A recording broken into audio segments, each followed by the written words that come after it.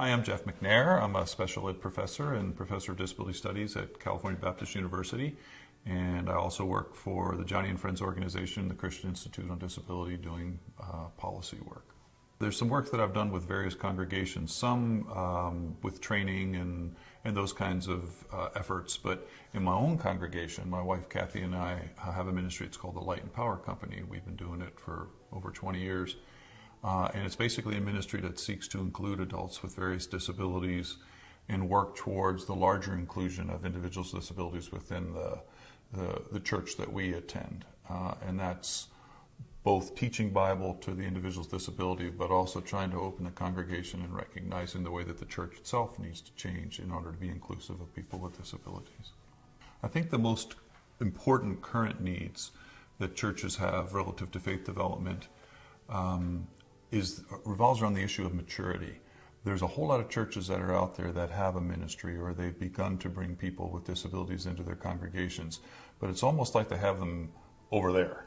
They're like in some segregated kind of siloed ministry over there, and so there's not an interaction between the people who are over there and the people who are over here, who are the congregational members.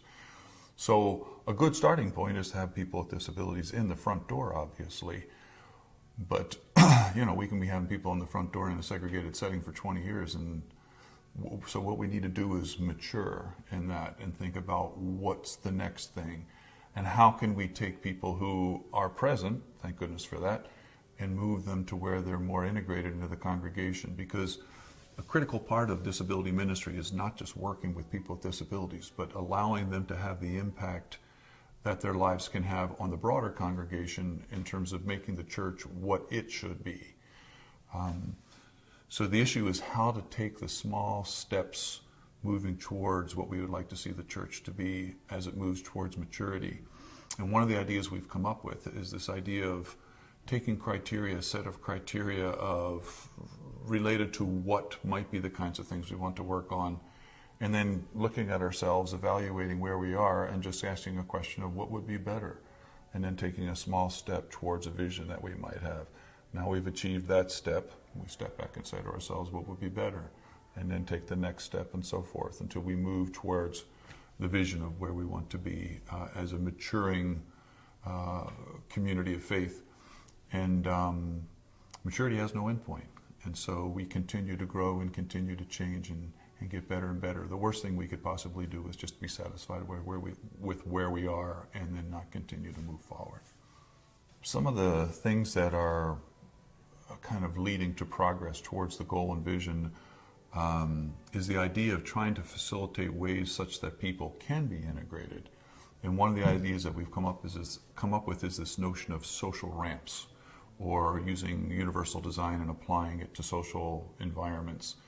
In the same way that if I'm a person who's a wheelchair user and you have steps going up into your building, there's no way I can enter that building. I need to have some kind of way in which the environment changes such that I can have access. Well, a whole lot of the reasons why people with individuals with disabilities are not being included in environments is because of social skill deficits, even minor social skill deficits, but that's sufficient for us to exclude them. So the question is, I may not have the ability to change my social skills, so is there a way in which the social environment can change, tantamount to building a ramp into a physical environment, such that an individual with disability can have access to social situations? And we've kind of come up with three basic ideas. One is we prepare a congregation or a group and say, okay, listen, we're moving in this direction. I just want you to be ready. There's going to be people that have you not been here before. You might not be used to them, whatever. I just want to prepare you for that. And then the next step is to kind of educate and say things like, you recognize that a whole lot of these individuals have been excluded and this is what their lives are like, etc., to kind of soften the hearts and bring understanding to the people in the congregation. And then as those people are present, then we do a little coaching. And so, someone does something, well, that was perfect, the way that you interacted with that individual. Or, if maybe there was something that was not so good, say, hey, have you thought about this? This is a way that you could have made it a little better there.